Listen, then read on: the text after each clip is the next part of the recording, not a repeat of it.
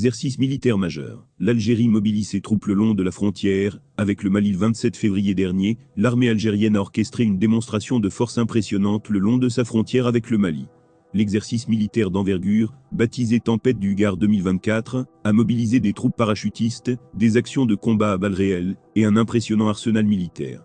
Cette manifestation exceptionnelle soulève des interrogations quant à son objectif réel dans un contexte de tension palpable entre les deux nations voisines. Les spéculations sur la raison derrière cet exercice varient entre opérations de dissuasion et prévention contre le terrorisme.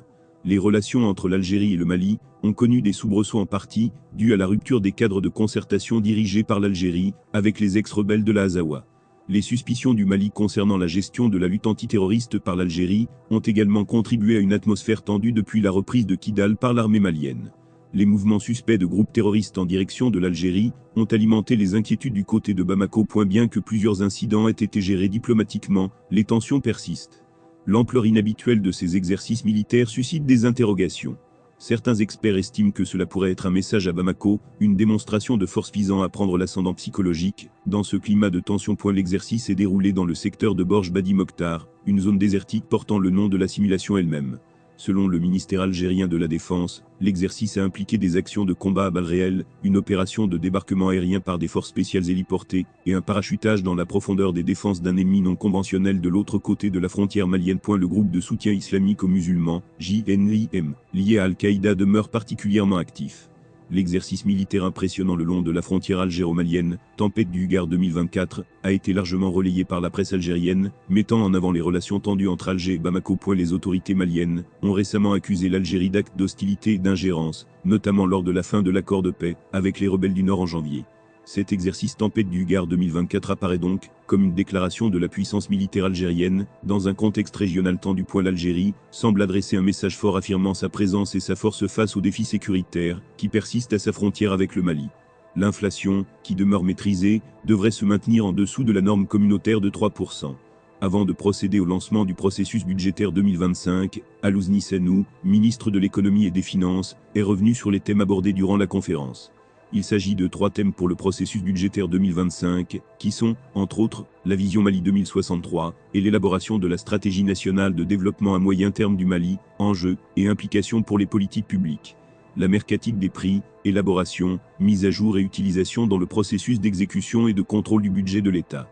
Le dialogue de gestion et l'opérationnalisation des outils de pilotage du budget programme, expérience et bonnes pratiques au sein des ministères et institutions. Le ministre a fait part de l'évolution récente de l'économie du Mali, mais aussi ses attentes, par rapport au thème des échanges. Il a fait savoir qu'en dépit des effets négatifs des différentes crises, notamment en Ukraine, et de l'embargo illégal illégitime de la CEDEAO et de l'UMOA imposé à notre pays en 2022, le contexte macroéconomique sur le plan national, qui prévoit l'élaboration du budget 2025, est plutôt rassurant. Ce contexte macroéconomique se caractérise par une amélioration réitérée de la situation sécuritaire et sociopolitique, avec comme toile de fond la montée en puissance des forces armées maliennes, qui assurent désormais la protection des personnes et de leurs biens sur toute l'étendue du territoire national. Les indicateurs macroéconomiques du Mali incitent à la mise en œuvre d'une politique budgétaire prudente et responsable.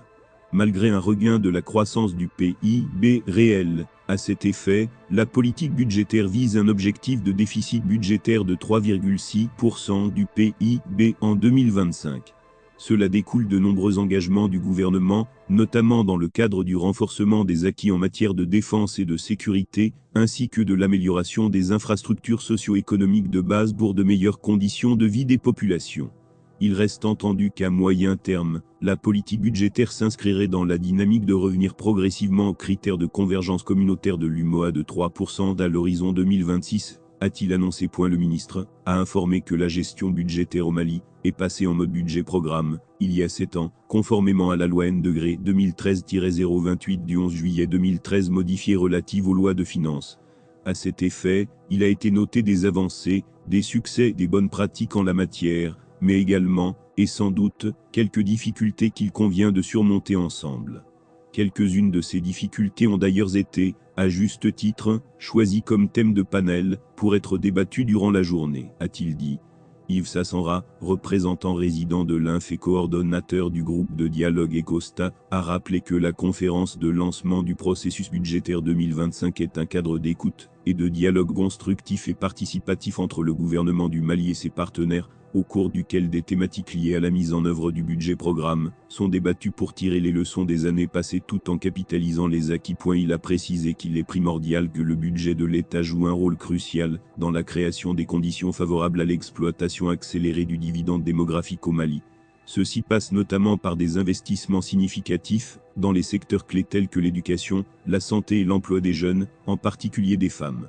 Un budget prenant en compte l'égalité entre hommes et femmes établit les conditions nécessaires pour que chaque jeune puisse pleinement développer son potentiel, tandis que les collectivités locales peuvent contribuer à travers des investissements et des financements qui constituent les fondements d'un contrat social équitable, basé sur la réconciliation garantissant la paix, la stabilité et la prospérité, a-t-il fait remarquer. Un nom des partenaires techniques et financiers, il a encouragé l'État à poursuivre et à intensifier ses efforts de soutien à l'économie, notamment au secteur informel et au monde rural, où vivent plus de 70% de la population malienne.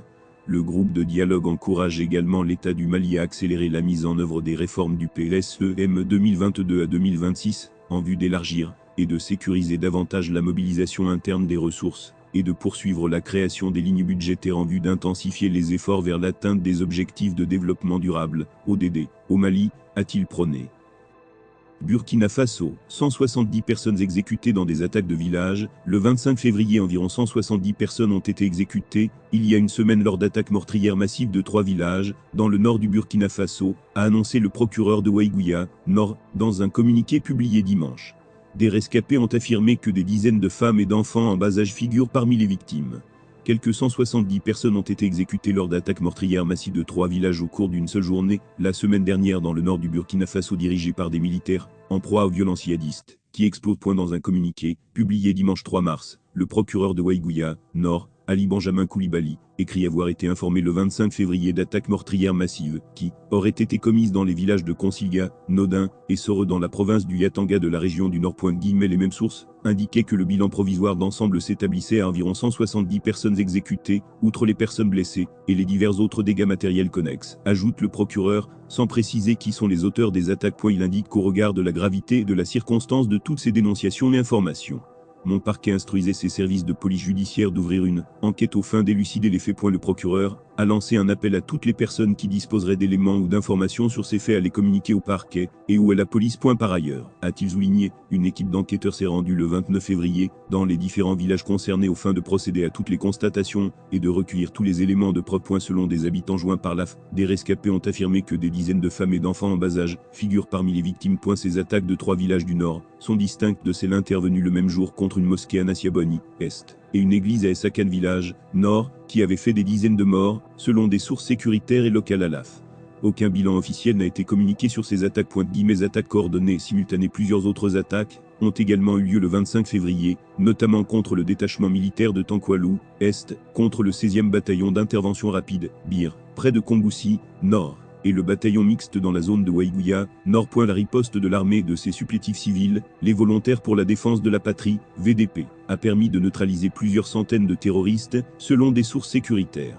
En début de semaine, le ministre de la Sécurité, Mahamadou Sana, avait reconnu à la télévision nationale que durant ce week-end écoulé, nous avons enregistré plusieurs attaques coordonnées et simultanées sur le territoire national. Ce changement de posture tactique de l'ennemi est dû au fait que des bases terroristes détruites, ainsi que des camps d'entraînement et des actions, ont été menées pour assécher les sources de financement de l'ennemi, ainsi que le contrôle des couloirs de ravitaillement, avait-il affirmé. Le Burkina Faso, dirigé par des militaires qui ont pris le pouvoir par la force en 2022, est confronté depuis 2015 à des violences djihadistes attribuées à des mouvements armés affiliés à Al-Qaïda et au groupe État islamique, ainsi qu'aux représailles attribuées aux forces armées et leurs supplétifs, qui ont fait près de 20 000 morts, et plus de 2 millions de déplacés. Selon ACLEI, organisation qui répertorie les victimes des conflits dans le monde, 439 personnes ont été tuées dans ces violences au cours du seul mois de janvier.